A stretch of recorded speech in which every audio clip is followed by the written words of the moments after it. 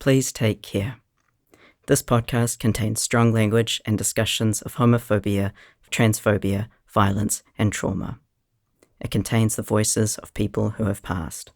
Rā tau kua whetū rangitia. It also contains tales of joy, triumph, and resilience.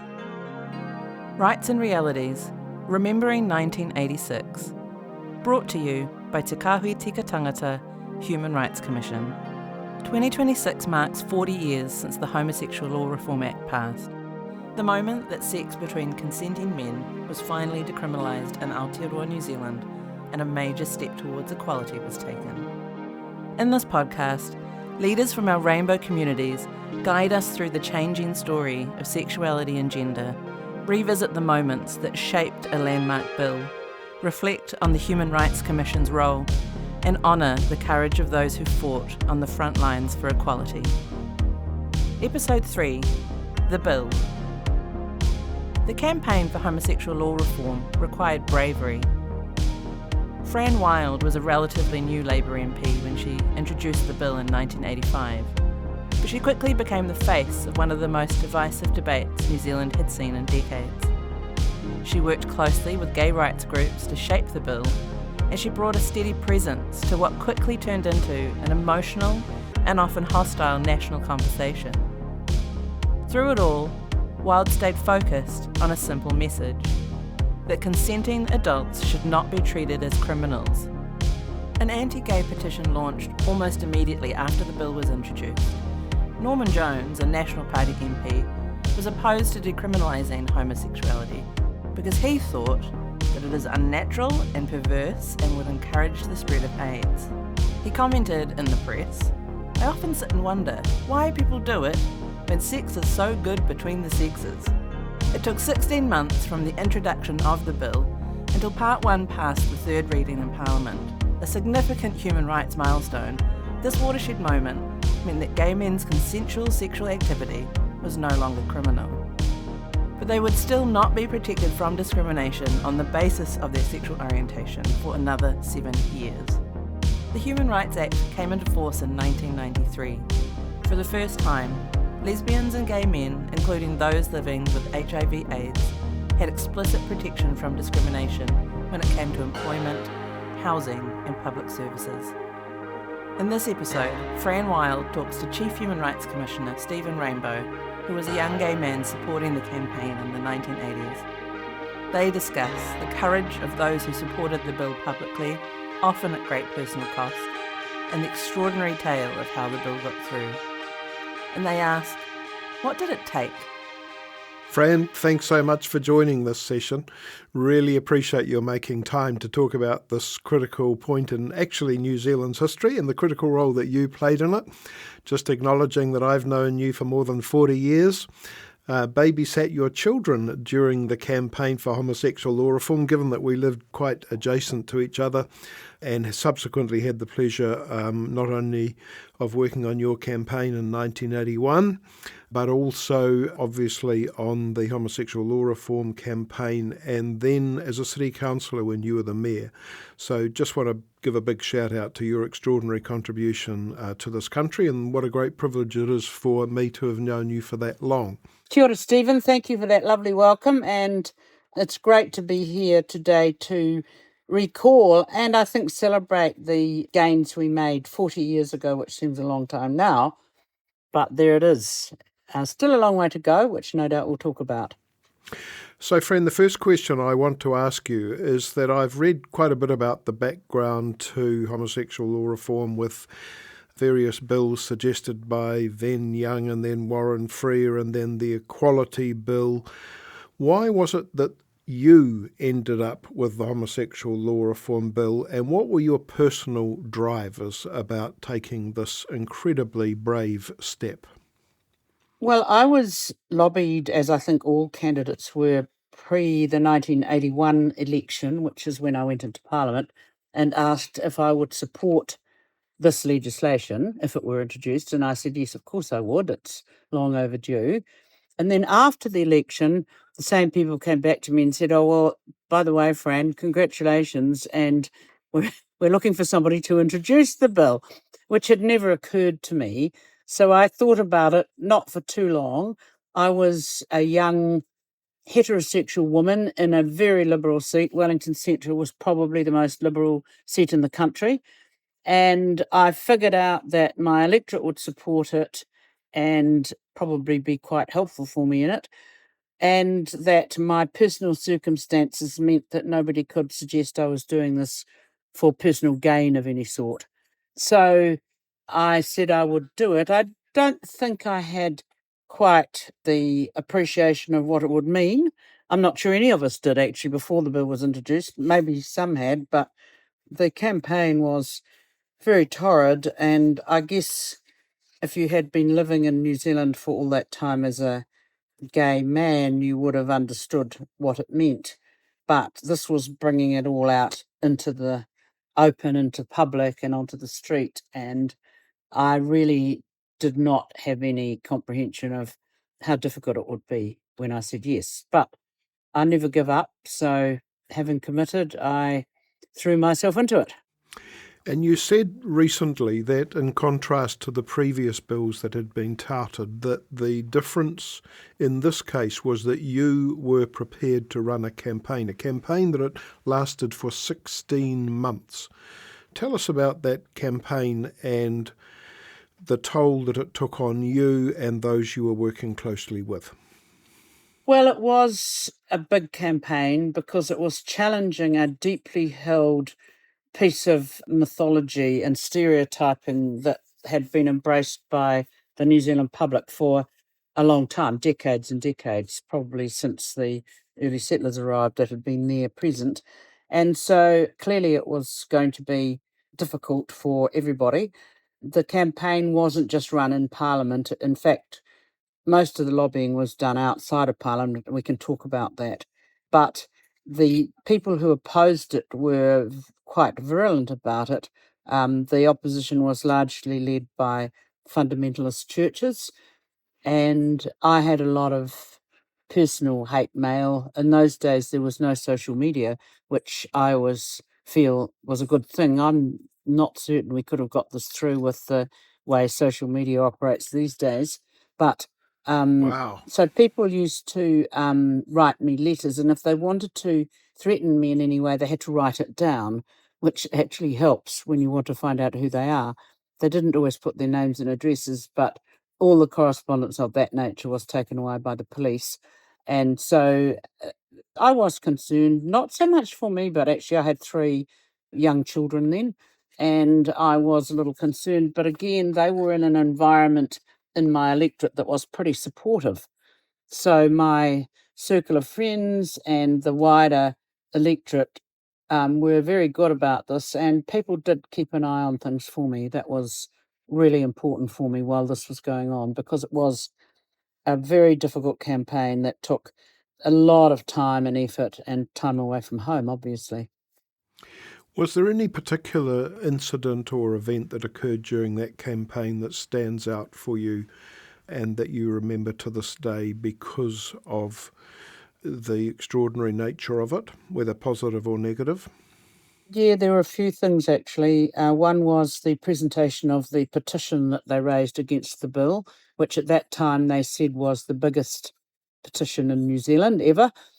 And I'll talk about that in a sec. And they presented it outside of Parliament, and they had boxes of the petition signatures labelled by electorate. So each electorate had a box, and it was carried up the steps of Parliament to the waiting MPs, who are the ones who are against the bill. And they had kids in uniform. There used to be something called the Boys Brigade and the Girls Brigade, which was a kind of a semi-military version of the Scouts and Guides. I think, I'm not actually sure what they did. They had the Boys and Girls Brigade there in uniform. They had music, they had the national anthem, and I thought, somebody in the world has seen this before. They've seen this in Germany, and it was really interesting. I wasn't the only one. Somebody in the crowd said to me, I came here from, it was a Jewish person who migrated from Germany after the war, and they said, we saw this at Nuremberg, and it was absolutely like that. It was a mini version of that. And I thought, this is so abhorrent to what Kiwis stand for that this must make a difference in terms of how people perceive the issue, and in fact it did. Interestingly, I had people from the press gallery sneak into my office saying, "Can I have a badge? I know we're meant to be neutral, but actually that was so disgusting that I really, when I'm not working, I need a badge to wear." And people were shocked by what they saw, and they had never thought they would see something like this in Aotearoa.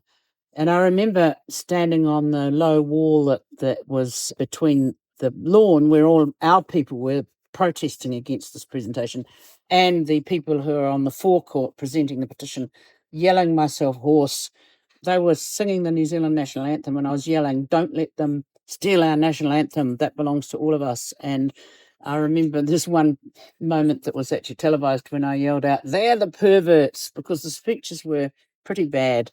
And I think that was a turning point, interestingly, in the campaign. It shook New Zealanders, and they realised that this wasn't just Parliament kind of playing around. This was a real issue that impacted on people's lives and that was generating a lot of hatred and quite violent abuse. So it activated people to support the bill, which was really helpful. So that was a really big issue. The polls actually in favour of homosexual law reform took a marked jump after that, Yes, Fran. There was a direct impact. It went from 61 to 64% Yes. sort of overnight. Yeah, I think people started thinking about the issue. The whole premise of the campaign was a public education campaign. We knew which MPs would vote for it for third reading, and we knew which ones would never vote for it. We didn't really worry about either of those groups. It was the middle group we focused on. And the idea was to get people in their electorate to talk with them and actually persuade them that it was okay, give them permission if you want to vote for the bill. So we polled all the way through and we did see jumps and we saw changes and we saw increasing acceptance as more information got out in public. We could do all of the talking we wanted and we got all of the doctors and clergy and local everybody we could to talk to their MPs. But actually, most New Zealanders, I mean, it's kind of weird to think of this now, it's completely unbelievable, but most New Zealanders didn't think they knew anybody who was gay. And secondly, many New Zealanders thought, and this was the stereotype, that gay men were child molesters and perverts. I observed really early on, actually, that when they were kind of disabused of this, what they thought was a fact, suddenly started thinking a bit more deeply about the issue. And the real heroes were gay men who came out publicly during the campaign. So remember, they were criminal. Many of them could have lost their jobs, lost their accommodation if they were renting, and in fact their families. And some did, all of those things. But nonetheless, they came out. And the more they appeared in public and just said, "Hey, I'm gay and I'm me, I'm just, John or Charlie down the road," I saw other Kiwis saying, oh, so John or Charlie's gay, but, he's not a child molester, so what's all the fuss about? And people started to rethink their stereotypes and their images of gay men. But they were doing that knowing the legislation hadn't gone through, and if it hadn't gone through, it would have been more than difficult for them. It would have been catastrophic for those guys. So they were the ones. So there was a lot of... There was street violence, there were demonstrations from both sides, there were huge public meetings, and then there's a lot of quiet meetings in people's homes and in smaller places where the talking was done. But that, I think, was the single factor that had the most influence on the views of the MPs, on the views of ordinary people who then talked to their MPs and said, actually, you should vote for this. You can't not vote for it, basically. So if we look at the country as a whole, you were obviously working closely with the Wellington activists who were promoting this reform, but there were other critical players around the country, and you've alluded to the importance of an Auckland group, but were there others in other parts of the country who were critical to this campaign? Absolutely. So the Wellington group was phenomenal. My office in Parliament became kind of campaign central. I had thousands of letters, and everyone was personally answered, and they were sent information, and it was a massive machine. We were generating material all the time, and practically every night that I was there, the office had volunteers in it who were helping. But the Auckland group were absolutely critical for a couple of reasons. One was two or three of the Aucklanders actually wrote the legislation, and that was really important, that the bill was crafted in a way that would work, and I'm forever grateful for them. And the other thing was that they raised money, because this campaign did cost money. We had fundamentalist churches receiving money from the US and receiving material, and also people were sent over to fight the bill. And we had to confront this, and it wasn't, it did cost money, it wasn't cheap. And so we did do fundraising, and particularly some of that came from Auckland. Also, Auckland, of course, had the most number of parliamentary seats, so it was critical to get those MPs on side. But I think it's also important to acknowledge that the provincial MPs, they had a really tough time because they were much more conservative seats. And we had, in the 3 years prior to that, had the Springbok tour through, which some people say defeated a Labour victory that year. And so they were pretty aware of where their community stood on social issues. And some of them were really brave, and they actually helped with the campaign, and they were right out there, the MPs. But the gay community in those little towns, that was another issue where if you were seen to be gay, life could be made very difficult for you because it was such a small community. So I had total admiration for those people.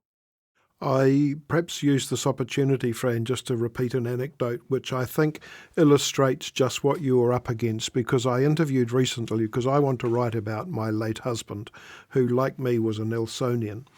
And Christopher Vine in Nelson set up a support group for gay people in the late 70s, early 80s. And I went to interview him recently, and he gave the story of the youngest of 4 boys. The mother in the family had died, and the father and the 3 other brothers were all farming, and the youngest son looked after the family, did all the cooking, took care of everything and the entire family. And at one stage he revealed to his father that he was gay, and the father, remembering that this son has looked after this family for years, said, "Oh, that's okay, my rifle from the Second World War is on the wall in the shed." And I heard that, and it reminded me of, just because I grew up in the regions, I don't think people now realise just how deeply polarising and distressing this issue was for those of us who were gay, and the level of just visceral hatred, and as you said, often descending into a lot of pretty vile stuff said at meetings, etc. But I thought that was a graphic illustration of just how toxic the environment was at the time that you were dealing with and campaigning against. Yes, but the difference between me and the young man in that story was that I wasn't gay. So, yes, they unleashed all of that on me as well, but I was not in danger of losing my job or family disassociating themselves from me or being threatened by my father or anything like that. I mean, that level of fortitude and bravery by these men cannot be overestimated. It was phenomenal. And they were just amazing people. They were amazing models. But the whole gay community, the lesbian community, in those days, we didn't talk much about trans people. Now I've got real worries about them. But in those days, we were trying to get the law changed, which clearly, if it was changed, and it was going to form a base for other efforts which have subsequently occurred. But it was actually getting that decriminalisation through in the first place that was absolutely critical. I remember interviewing one in particular who was part of a church.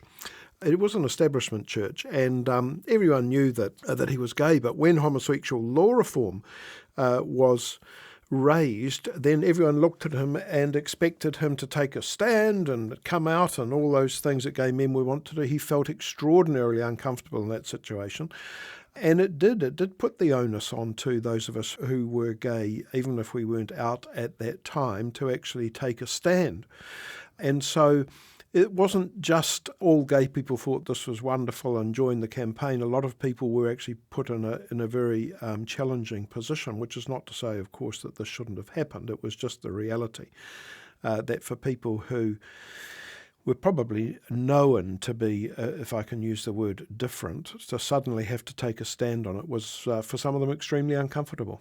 Yeah, I can actually understand that, because it became so crazy, out there on the street, that for many people this would have been too much. They'd spent all their lives managing these burdens themselves, and then to suddenly be kind of fronted with this and expected to be a Yes. spokesperson for a movement. Yes. It would have been really hard for a lot of people, I'm sure. Yeah, but it's had Yep. to be done, I guess, to get through that period. You said 1984 was quite critical because a whole new bunch of MPs were elected, particularly as part of the fourth Labour government. So just explain why that was important in terms of the vote, at least, Fran. So this was a private member's bill, and in those days, MPs used these pretty sparingly. They were generally real issues. They weren't used in those days for political statements as they are now and drawn out of the biscuit tin. We had so few, they weren't drawn out of anything. If you tabled a bill, it was up for debate straight away. And they were usually used for issues involving sex or religion or alcohol, because they were the three issues that the parliamentarians really didn't want to have party policy on. So this one ticked the box in that respect. So I needed votes from both sides of the House. This was not a party bill. It wasn't a party legislation. I had people in my own caucus who were vehemently opposed and who campaigned against the bill, quite violently, actually. Not all of them. Some of them were just quietly saying, no, we don't accept it, and others were much more vigorous. And so I needed to have national party votes as well. It had to be a cross-party. But also we had a decent victory in 84, and that brought into the House a lot of younger people. And so this was the youngest parliament we'd ever had. It was actually, I think, the youngest government we'd ever had then.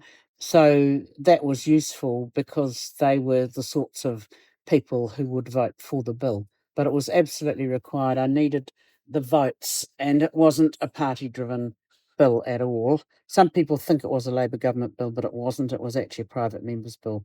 And I think, looking back on, I didn't realise at the time, I knew I was really getting up some noses in Parliament, but I was probably punished for this in the next part of my parliamentary career, because I was somebody who had said, well, I'm terribly sorry, team, but this has to be done, and if it inconveniences us politically, that's too bad, because it's too important to not do.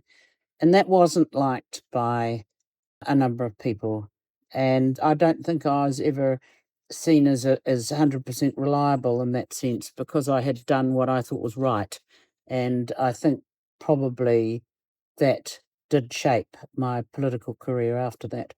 Yes, so you paid a political price, but did you pay a personal price at all in this as well, Fran? Well, only so much as it was scary and very wearying and all the rest of it. But I didn't get physically hurt. I had lots of different threats of guys telling me what they'd like to do to me, and particularly because they assumed I was lesbian. Because why would a heterosexual woman introduce a bill like this? But personally, no, I probably did take time from the kids, but Parliament did that anyway. And I had an amazing team around me, very close team, who gave a lot of support to me and my children, which was phenomenal. One of the things that you didn't achieve was the adding of grounds for discrimination, including sexual orientation, under the Homosexual Law Reform umbrella. That didn't happen until 1993 with Catherine O'Regan. Were you involved at all in that campaign with Catherine? Did you support her in that? What was the process between 86 and 93? So just going back to the 80s, the bill was in two parts. The first part was decriminalisation. Second was changing the Human Rights Act. And a number of MPs who should have known better voted for in part 1 and against part 2, I always say a kind of insurance, so they could say to their electorates, look, voted to decriminalise, but I haven't voted so that you have to open your Airbnb to gay people or, provide services if you don't want to. And it was just a kind of a form of political insurance, which I didn't think much of. But I knew that getting the decriminalisation through would be the base for a change later, and we weren't sure when it would happen. Catherine O'Regan had been helping with the campaign. She was wonderful. She was in the National Party caucus, and she stood up to many of her colleagues and worked with the group that was doing this. I left Parliament around the same time. We were all delighted when she decided to introduce the Human Rights Bill. And by that time, I think my recollection of the kind of out on the streets is that this wasn't anything like as vicious, because by then the decriminalisation had gone through and people had got to know who, significant number of gay people were in their lives. And, oh, yeah, that's fine. And so they could see then that this was just unfair, that the human rights legislation didn't cover them. So the campaign wasn't anything like what it needed to be to change the criminal law in the first place, the criminal code. But it was still nonetheless pretty gutsy of Catherine to do it, because she was still in a more less liberal caucus, I would think, than the one I'd been in. You've been quite clear that it was really the lobbying outside of Parliament that was critical to the success of homosexual law reform, rather than anything within, for example, the Labour Party. Yeah, well, a number of Labour Party MPs who were absolutely solidly part of the campaign. Ruth Dyson wasn't in Parliament then, and she helped hugely. Trevor Mallard, Annette King helped. Helen Clark helped. But it was not a Labour Party campaign. In fact, the Labour Party had factions in it that were totally opposed to this, and the same in the caucus. Conservative MPs who wouldn't have a bar of it, and who stood on the platform with the ones who are running the anti-campaign from the Salvation Army and fundamentalist churches. So it wasn't a Labour Party campaign. You mentioned earlier that you've got some concerns about what's happening now by groups who weren't included in the homosexual law reform legislation. So what are those concerns, Fran, and how do you feel? Do you feel that it's been an upward trajectory and it's a linear progress that we're heading towards and can always rely on, or do you have some questions about that? Well, there's several questions in that.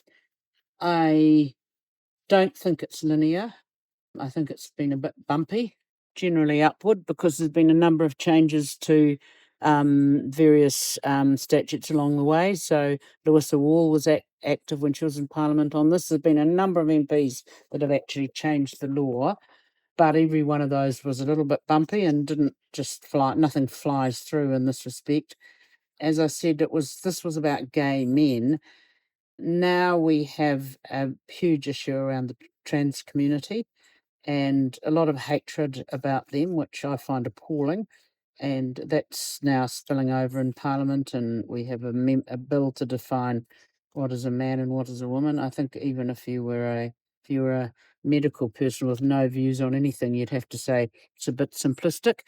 But we had to get this bill through also because AIDS had arrived in New Zealand, and we knew that gay men wouldn't go for healthcare if they were criminal. That was used by the antis as a reason against voting for it, who said if you vote for this, we'll just have this massive AIDS epidemic, they'll be spreading it all around the community. But if there is always an externality like that comes into our community, and every now and again one of those arrives or is kind of develops. And I think the trans issue now is critical, because this is a tiny proportion of New Zealanders, and yet it seems to be taking so much energy of people who don't want to know that they're there in our community. I think we need to be much more careful about young people, about kids, and support for them when they know that they're different in some way. I don't think there's much support available for them. There are some groups around in different places, of course, but I do have concerns. Yeah, it's not as if in 40 years we've suddenly turned into a community that is totally enlightened about everything and is willing to accept people and support those who might feel different rather than marginalising them, which is what we tend to do. If we look at your subsequent career, including your time as a mayor in Wellington and now in South Wairarapa, have your experience with homosexual law reform impacted on your roles in local government in any way, or have you seen that as another vehicle to promote what we might describe as tolerance? I don't think it's impacted, except that I do get a lot of support from people who remember what I did. I've had another life too in international trade and foreign policy areas where it's been quite interesting because you go to some countries and, of course, they're still like New Zealand was in the 80s. They haven't got a law change. And I must say, it was always rather amusing to be in a country like that where this was emblazoned in my CV. I used to wonder what they thought about it. But in local government, I don't think it's been a help or a hindrance, except that people know I'm reasonably open-minded and that I try not to categorise people too much. I think that's a bit dangerous because most people are a little bit different from what you think they are when they first present. The role of lesbians, often understated, particularly I think during the AIDS crisis when lesbians played an incredible role looking after gay men afflicted with AIDS. In terms of the campaign, reading back on the history, there was tension within the movement between different groups, but tell me about the role of lesbians in this campaign. Oh, they played a really important role. They were there in the middle of the fight. They were there in the lobbying. They were there on the streets. They helped in all of the different ways. There was some tension at the beginning. This wasn't the first bill I had looked at. The first one was called the Equality Bill, which degenderised the Crimes Act. And if you remember the old story about Queen Victoria saying women don't do that sort of thing, so women were never captured in the English law, whereas men were in the anti-homosexual law. And that law was just brought out and plonked into the New Zealand Parliament, basically, same law. So they were not captured in the Crimes Act in the same way as men were. And the first bill was simply to say that consenting sex over the age of 16 between any people is okay, and if it's under the age of 16, it's not okay. And that captured lesbians, of course, under the age of 16. So you can have a debate as much as you like then about the age of consent, but it was a fact that they were brought into that part of the law for the first time. So they didn't like that much. So neither did the Labour Party hierarchy in 1982 and 83 because we had just lost the 81 election, probably on the Springbok tour, which we had opposed, and we knew we were very close to winning. And the thought of a homosexual law reform type bill in Parliament was a bit much for some people. So there was this unholy alliance between conservative Labour hierarchy and radical lesbian feminists. So I always thought quite amusing, actually. But that bill, we threw away that and drafted another one, which met with the approval of the latter group, but some of the Labour Party never liked it. A lot of them did, though. I mean, this would not have got through, I suspect, in that 81 to 84 government, which was Muldoon's era. I don't think, in looking back, I probably couldn't have got the votes in Parliament at that stage. The AIDS epidemic, we all know how terrible it was. Apart from gay law reform, how was that, being a member of the gay community at that time, must have been pretty devastating, I imagine. I remember seeing graffiti, and it was probably in Wellington, Fran, that said gay sex equals death. And that was a very hard message to hear when, anyway, I remember thinking as a teenager, which was not all that long before homosexual law reform, that it was better to be dead than to be gay. I've had people say to me, what was it like growing up gay in the regions? And actually I've thought subsequently, I don't think it was just about being gay. I think it was anything that was, and I'm going to use the word feminine, soft, kind, thoughtful. There was no room for life of the mind or anything that really didn't embrace skills of essentially a frontier society. So On top of that quandary, then to be confronted with AIDS and the news about AIDS. So I ended up doing what a lot of gay men of my generation did, which was getting married and having kids. And, I'm very, very blessed now because of that, because I do have children.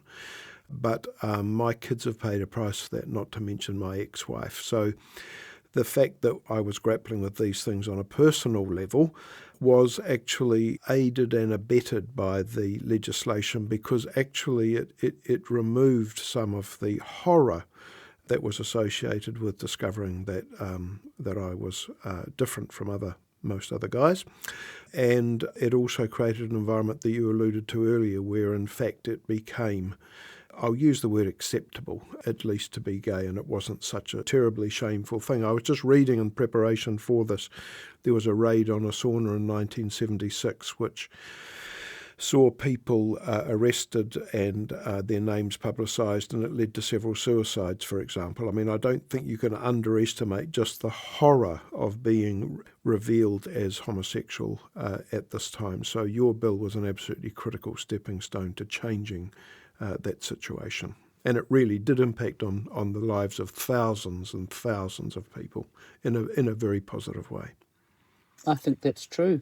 I don't think any of them now regret what No, happened. I guess they wouldn't now, but it was tough at the time. Yeah. And I had people come and see me. I had guys who were in the police and the military, and that people would just make an appointment to see me in my electorate office or at Parliament, and they'd come and say, I'm gay and I really want to come out, but I can't. I mean, I will actually be sacked literally tomorrow, but, good luck to you kind of thing. There were many, many people who did not, or for one reason or other, come out.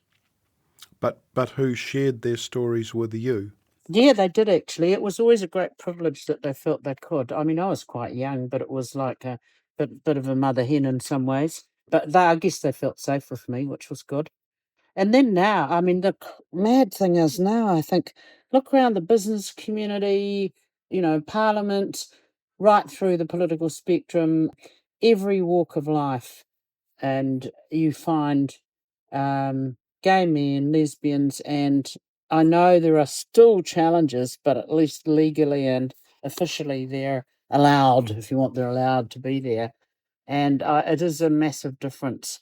And that's why I do feel worried when some minority groups become the focus of attention, because, we've all seen what it can do to people in that respect.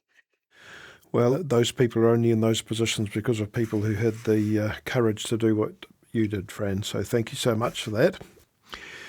You said at the outset that it was something of a shock to you to experience the hatred and the venom that, if I remember your words correctly, that gay men had been exposed to. If you had known what you were going to take on with this campaign at the outset, would you have done this anyway?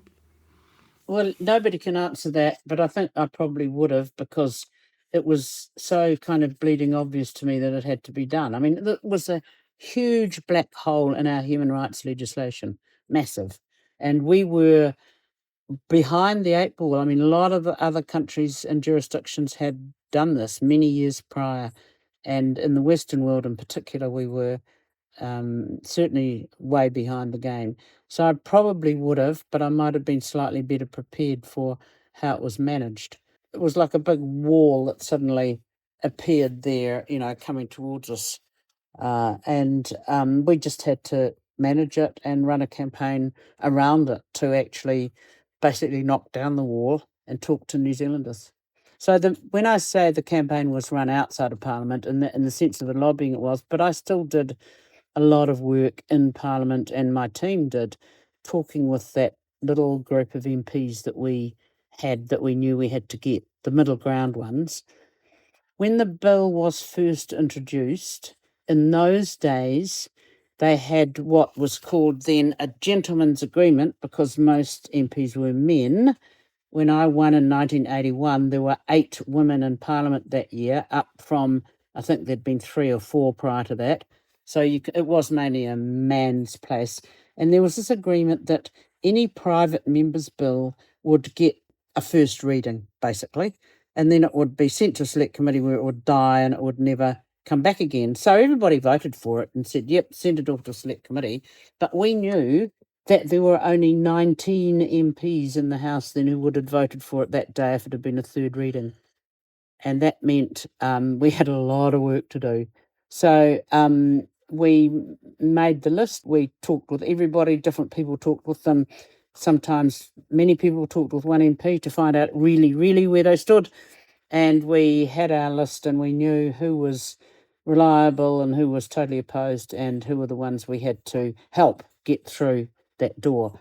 So there was a lot of work in Parliament, but it would not have happened if the electorates had not talked and lobbied and had those difficult conversations with their members of Parliament about why they should vote for this. And believe me, it was massive, that part of the campaign. So all the records from that time you were going to write up. No one has actually written, as I understand it, a history of homosexual law reform. So there was a tragedy concerning the records from that time. Yes, this is a very embarrassing thing because my files, this is pre-internet. So in those days, I think, yes, the internet might have just been introduced, but it was very nascent. And so everything was in written. All of the important files were hard copy, including the thousands of letters that were written to me and everything, all my reports of meetings and all our thinking about issues and how we would kind of project them and what we'd say and the analysis. And we had data about health issues and I could quote the Bible, hugely in those days. I was given all this material. And all of that was very carefully catalogued, together with all my parliamentary papers and my papers from when I was Wellington Mayor, which I went into straight after leaving Parliament. And I had them stored in a storage unit. And an arsonist came, and he wasn't after me. He was after his mate, who was on the other side. But unfortunately, the fire went up through the mate's unit and along the ceiling and down through mine. And the fire service said nothing stood a chance. These were in plastic boxes, so they were waterproof, but they weren't fireproof. I mean, it was the most terrible, tragic loss. And I was humbled because I had been the lesbian and gay archives people had said, you've got to give us the papers, Fran. I said, yeah, as soon as I've written the book, I will. So, it was like huge apologies all around. People have written about this. Gavin Young's writing something. There's a lot of people who are writing bits and pieces about this. I think overall there's probably a reasonable chronology, but I have never written anything from my perspective because every time I get around to thinking I can do it now, then I jump into another job and just do that for a few years. So my current job is definitely the last one I'm doing like this. And I really do want to write something, but it won't be the same as if it had been because those diaries, we used to have these big A4 size diaries, 1 page per day.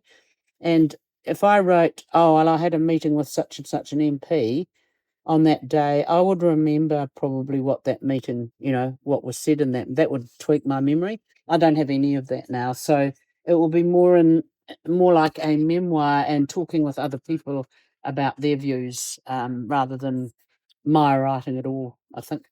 One last question. Writing in the late 90s in a book called Emerging Tribe by Nigel Gearing, he says that Fran Wilde said that homosexual law reform was, quote unquote, probably the most significant political achievement of my career. Is that still true?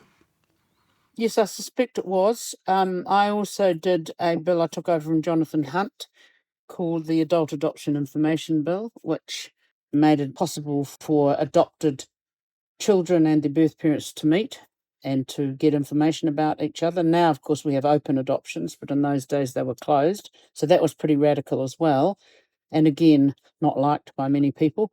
But I think the homosexual law reform was probably the biggest issue because it affected so many people in New Zealand, and it was the antagonism was so deeply entrenched in the psyche of New Zealanders. It kind of didn't fit with that frontier mentality that people had created, if you want, in New Zealand. I'd like to think I've done a lot of other great things in different capacities, but in terms of the impact on quantity and quality of this change, this is probably the biggest one. Yep. Well, I was one of those impacted by that legislation, and it made a life more possible than it would have otherwise been. So thank you for that, Fran, particularly on behalf of all the gay men who were the beneficiaries of your bravery. So thank you for that, and thank you for taking the time to discuss with us today some of your recollections of this extraordinary campaign. Thank you, Stephen. It's been a great pleasure, and it's always great to talk to you. And we could go on, as you know, about many other things too. Thank you, Fran. Cheers. You've been listening to Rights and Realities, Remembering 1986, brought to you by Te Kahui Tika Tangata Human Rights Commission.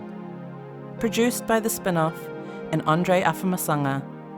Recorded and edited by Matt Eller and Ricky Simmons at Evoke Audio.